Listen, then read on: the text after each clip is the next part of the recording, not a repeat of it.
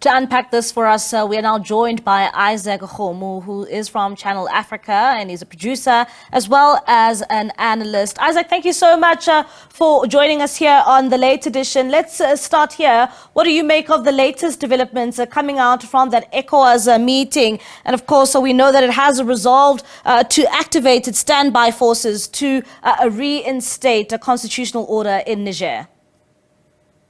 Well, what came out is really expected, and it was a step down really, because the Nigerian junta was given until Sunday to restore democratic rule and to release the president, which they never did.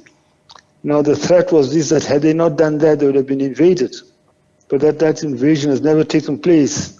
Now they had to go backwards to come up and actually adopt a diplomatic path towards resolving that solution. And in the whole issue, they say that military action is there, when they've already sort of called for the formation of a standby force. And that was really expected. But now we've got to see actually what is going to happen.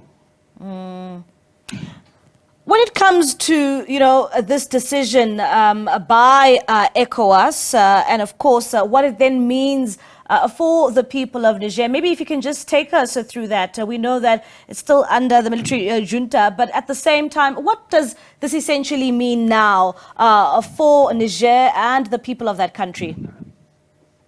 Okay, before coming to South Niger and the people of what is in store for Niger and the people of Niger, we've got to say something about this issue of military force.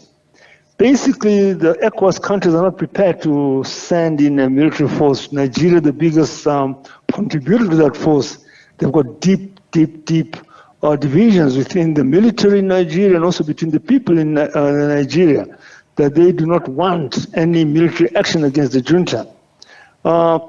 So you find that yet with all that, the decision was taken for military action. But now you see that there is a force in the background which is pushing for a military solution. And that force is well known, is France. France literally wants to get issues back to normal. And that is because of the French domination of the economy of that country and also the uranium production of that country. Niger provides France with about 25% of its uranium. And France is a big exporter of electricity, especially which is generated from uranium, and is exported to Germany and all other neighboring EU countries. So you find that the EU countries, they do want the whole thing reversed, that Bazoum comes back and the agreements and the arrangements by which France was actually receiving that uranium continue. Now that is one issue which people have got to put in mind. But now, with the people of Niger have actually given the military people the legitimacy. This is an unconstitutional, as you say, overthrow of a constitutional government. But then you find that the people themselves have come up and supported the overthrow. Yeah. So now that is a big question that is there. Now, what happens? And Izak, one would ask, because you touched a bit on, what this would mean, should we see this military force make its way to Niger, is this invasion the only option for ECOWAS? Well, ECOWAS, they've got other options. They've got options of sanctions. Nigeria is cut off power supply to Niger, and Niger gets 70% of its power from Nigeria.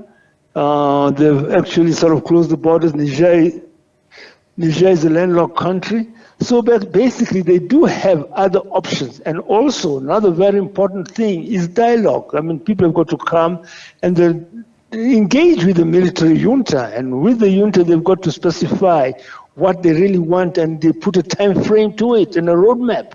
Now that is not being followed. You see that they want to return Bazoum into power. Now that is because he was actually a lackey of the French. Yeah, Ahmadou Tanji, the former president, not the former, the other president about 10, 12 years ago, He actually challenged the French on the issue of uranium's division of profits.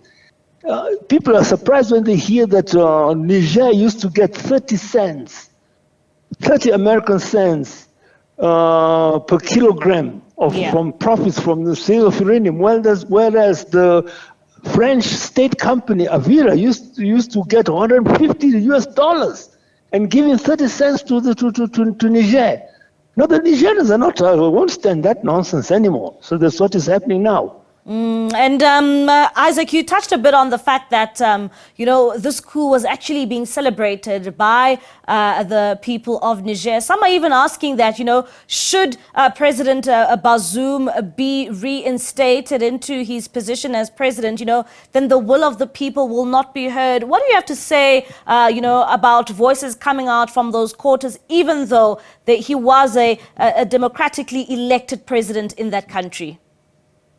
I do not look at voices coming from Niger. I look at voices coming out from Europe and from the West. They are hypocrites. There was a democratically installed president in Ukraine, and he was removed, but through mass action, which the vice president of America joined, and the Americans actually financed. That was it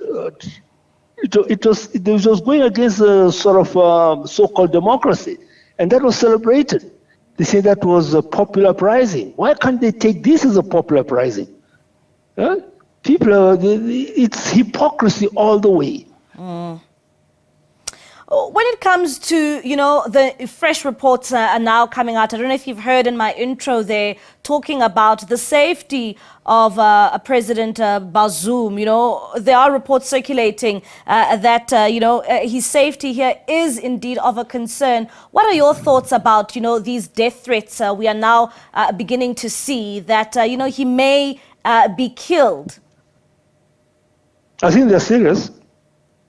And that's the thing. They'll do it simply because that will actually sort of it will preempt the whole act of actually getting a person. They'll do it just actually to forestall the attempt to getting back a man who was pro-France back into power. That's an alternative. It's possible. All right, then, Isaac, thank you so much for your contributions here on the show. That is Izak Khomo. He is a producer from Channel Africa and also an analyst.